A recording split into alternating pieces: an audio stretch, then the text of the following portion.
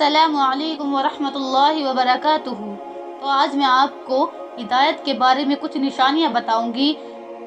بہت سے لوگ جاننا چاہتے ہیں کہ کیا ہم ہدایت پر ہیں، تو انشاءاللہ میں آپ کو آج کچھ نشانیاں بتاؤں گی۔ سب سے پہلی نشانی یہ ہے کہ آپ کے ہدایت پر ہونے کی کہ آپ اللہ کی طرف سے ہدایت پہ ہے، کہ آپ اللہ سے ہدایت کی دعا کر رہے ہیں۔ پہلی نشانی ہے یہ، کیونکہ جو انسان دعا ہی نہیں کر رہا وہ دوسروں سے کہتا ہے کہ میرے لیے ہدایت کی دعا کرو، لیکن خود کبھی اس نے دعا نہیں کی، خود اس نے کبھی اپنے ہاتھ اللہ کی بارگاہ میں نہیں اٹھائی،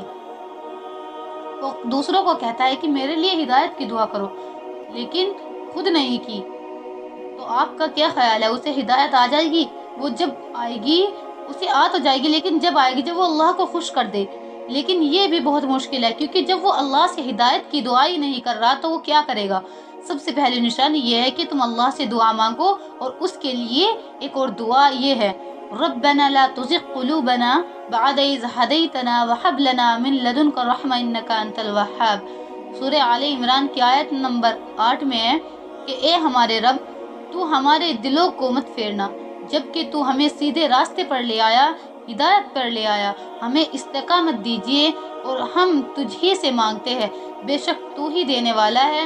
سب کچھ بانٹنے والا ہے۔ یہ دعا استقامت کے اور ہدایت کے لیے ہے۔ یہ سب سے ضروری دعا ہے، یہ بہت ضروری دعا ہے، اس کو مانگنی چاہیے۔ جب آپ دعا کرو تو اس دعا کو مانگو۔ اور جو دعا کے قبولیت کے وقت ہوتے ہیں، جیسے کہ بارش کے وقت، سفر کے وقت، اذان کے اور اقامت کے درمیان کے،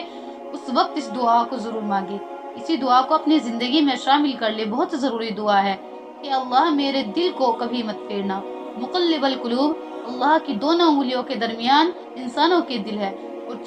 وہ چاہے تو دلوں کو پھیر دے، اور جب دل پھر جاتے ہیں تو نیکی نیکی نہیں لگتی، بدی بدی نہیں لگتی، اور پھر دل کی کنڈیشن بہت عجیب ہو جاتی ہے۔ دوسری نشانی، وہ گناہ کرنے کے بعد اکڑتا نہیں ہے، بلکہ اللہ کی طرف رجوع کر لیتا ہے، اللہ کی طرف بھاگتا ہے، جیسے کہ اللہ نے کہا ہے فَفِرُّوا إِلَى اللَّهِ، بھاگو اپنے رب کی طرف سارے کے سارے۔ وہ آیت میں آپ کو سنانا چاہتی ہوں، سورہ آل عمران کی آیت نمبر 135 ہے، وَالَّذِينَ إِذَا فَعَلُوا فَاحِشَةً أَوْ ظَلَمُوا أَنفُسَهُمْ، اور یہ وہ لوگ ہیں جو اگر کبھی کوئی بے حیائی کا کام کر بیٹھے یا کسی اور طرح اپنی جان پر ظلم کر بیٹھے تو فوراً اللہ کو یاد کرتے ہیں، اور اللہ سے اپنے گناہوں کی معافی مانگتے ہیں، اور اللہ کے سوا کوئی نہیں ہے جو گناہوں کی معافی دے، اور یہ گناہ کرنے کے بعد اکڑتے نہیں ہیں، توبہ کرتے ہیں، اور کوشش کرتے ہیں کہ یہ ہم سے دوبارہ نہ ہو،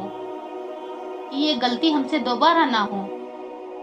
سچی توبہ یہی ہے کہ آپ یہ دیکھیں کہ آپ گناہ سے بچ رہے ہیں کہ نہیں۔ اگر بچ رہے ہیں تو یہ نہیں کہ گناہ کیا اور پھر توبہ کر لی، یعنی پلان کی ہوئی توبہ، کہ ہم یہ گناہ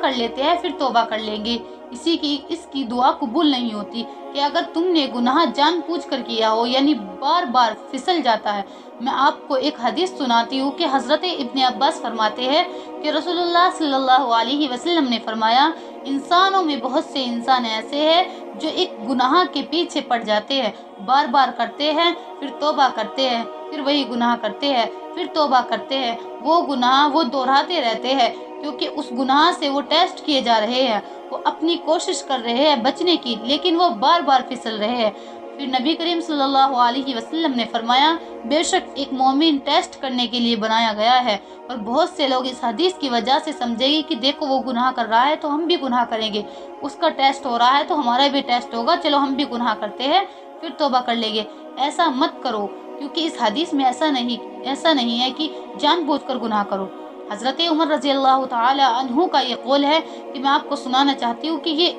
وہ یہ کہتے ہیں کہ اللہ تعالیٰ تقوی کے لیے انسانوں کا ٹیسٹ لیتا ہے، جیسے سورہ ہجرات میں ہے کہ بے شک اللہ مومن کو تقوی کے لیے ٹیسٹ کر رہا ہے۔ تو یہ ہم سب کا تقوی کا ٹیسٹ ہو رہا ہے کہ تمہارے پاس انسٹاگرام ہے، فیس بک ہے، یوٹیوب ہے، اپنے نفس پر قابو کر کے دکھاؤ۔ ہم میں سے ہر بندہ کسی نہ کسی وجہ سے ٹیسٹ کیا جائے گا، لیکن اللہ کو وہ پسند ہے جو بار بار گناہ میں پڑتا ہے لیکن پھر بھی اللہ کے پاس واپس آ جاتا ہے، گرتا ہے پھر اٹھتا ہے، اپنے آپ کو ڈاؤن نہیں کرتا، گناہوں کے سامنے گھٹنے نہیں ٹیکتا، مقابلہ کرتا رہتا ہے۔ اور ایک ہدایت کی نشانی یہ ہے کہ جب کسی کو ریمائنڈر دیا جائے تو وہ ریمائنڈر لیتا ہے، اور وہ یہ نہیں کہتا کہ تمہیں کیا تکلیف ہے، میں جو مرضی کروں، اب تو لوگ ایسے ہی کہتے ہیں نا کہ تمہیں کیا تکلیف ہے، جو مرضی کرو۔ اگر ہم کسی کو کہتے ہیں کہ آپ ایسا مت کرو، ایسا مت کرو، تو لوگ آگے سے آپ کو یہی جواب دیں گے کہ تمہیں کیا تکلیف ہے، میں جو مرضی کروں۔ آپ کو ریمائنڈر دیتے رہنا ہے، اور کسی کو دیکھ کر جج مت کرنا کہ اگر آپ کسی کو دیکھیں کہ کوئی لڑکی ہے، اگر کسی کو دیکھے، کسی لڑکی کو آپ چھوٹے کپڑے پہنے دیکھیں تو کہے کہ یہ لڑکی ایسی ہے، یہ لڑکی ویسی ہے، تو اس کو جج مت کرو،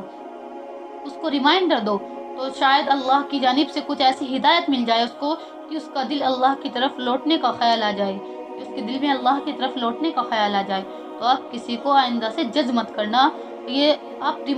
کو ریمائنڈر دیتے رہنا ہے، آپ کو بتاتے رہنا ہے کہ اللہ کی یہ باتیں ہے کہ اس دین اسلام میں یہ جائز ہے، یہ جائز نہیں ہے۔ اگر کوئی آگے والا کہ مانے یا نہ مانے، پر آپ کو ریمائنڈر دیتے رہنا ہے۔